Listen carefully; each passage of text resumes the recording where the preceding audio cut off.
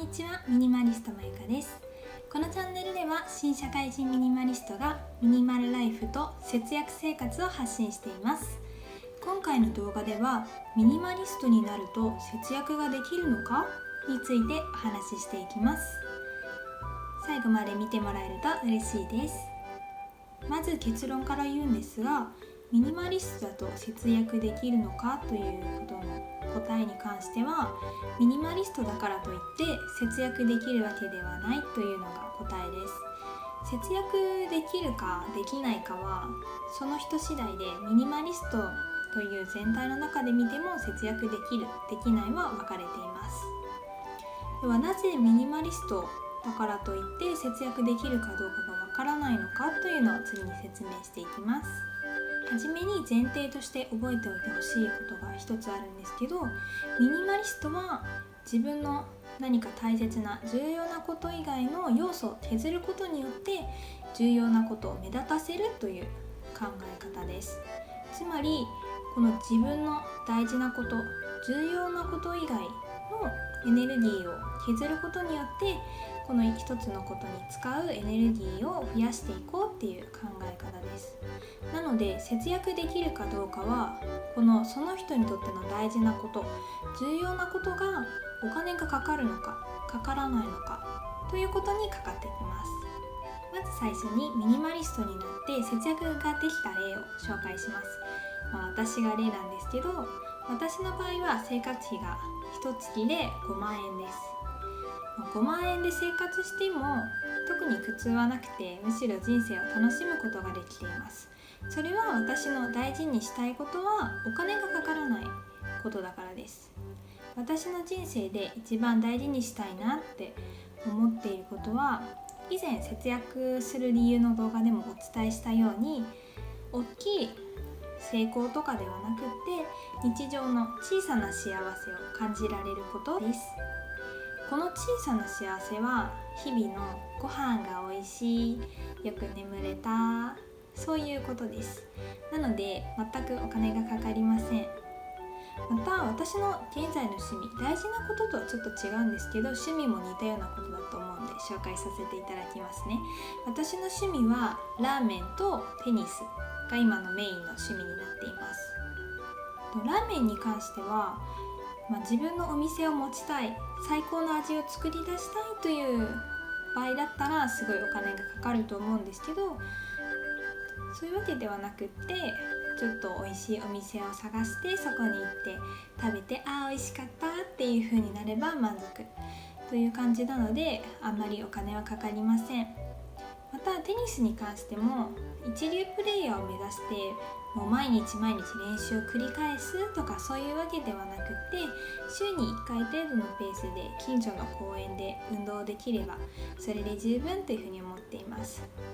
で、地域の市民の公園などを利用すればすごいお金も抑えられるので、ほとんどお金がかかりません。このように私のように大事にしたいことだったり趣味だったりがお金がかからないことであれば、ミニマリストになることによって節約することができます。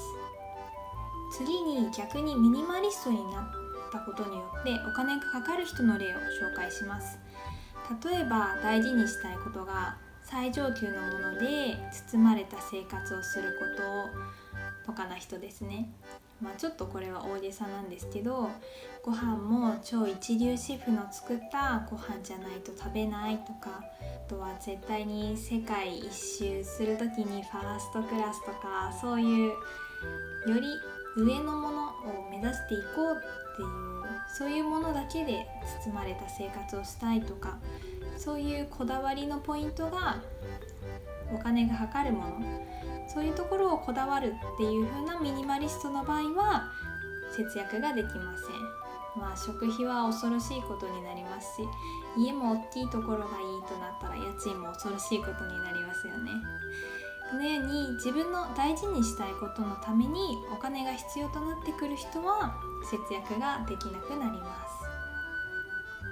このように節約できない人の例はちょっと大げさだったかもしれませんが、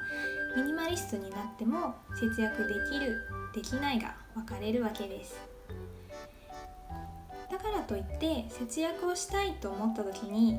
ミニマリストという選択肢をしているのはちょっともったいないなと私は思っています。節約したいと思った時にミニマリズムを生活に取り入れてみるのは非常に有効だからです。なぜなら自分が大事じゃないことにかけているお金を減らすことができるからです。私を例にして紹介するんですけど、私は以前はファッションに興味がないのに洋服を年に何着も何着もいろいろと購入していました。しかし現在はミニマリストになったことでファッションは私の中で優先順位がすごい下の方だなということが気づきました。おかげで洋服を購入することはほとんどありません。このようにミニマリストになると今まで自分がかけていた大事じゃないことに関するお金をこれはいらないなということで減らすことができます。その分最終的な支出を減らすことができます。これがどんどんミニマリズムを突き詰めていくことによって最終的には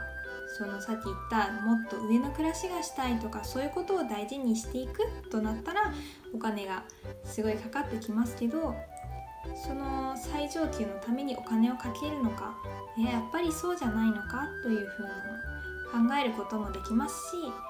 もしお金を今まで使っていた分をそっちの別のことにお金をかけて節約ができなくなったとしても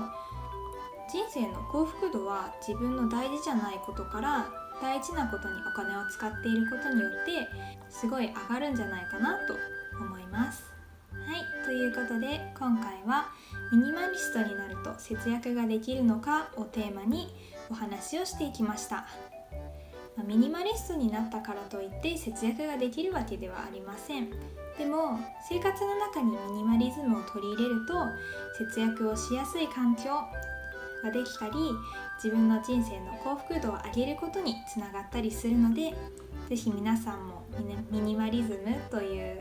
考えを生活に取り入れることを選択肢の一つにしてみてはいかがでしょうか。この動画を見てミニマリストという生き方が気になったら身近な整理整頓から始めてみましょう。もしミニマリストにならなくても自分が何を大事にしたいかを考えてみることで人生をより楽しく生きることにつながると思います。このチャンネルでは新社会人ミニマリストがミニマルライフと節約生活を発信しています。動画が少しでも良かったなと思った方は高評価とチャンネル登録をよろしくお願いします。最後までご覧いただきありがとうございました。また次回の動画でお会いしましょう。またね。